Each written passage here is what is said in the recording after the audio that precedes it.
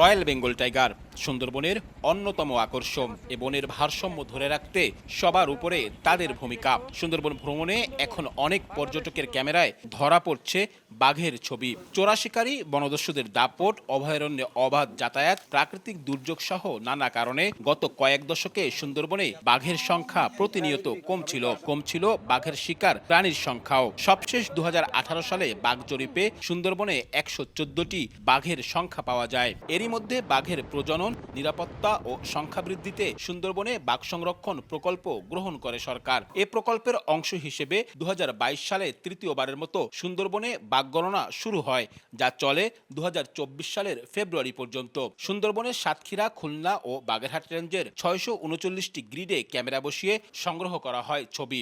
এসব ছবির তথ্য উপাত্ত নিয়ে এখন চলছে বিশ্লেষণ। বন বিভাগ আশা করছে এবারের জরিপে বাড়বে বাঘের সংখ্যা।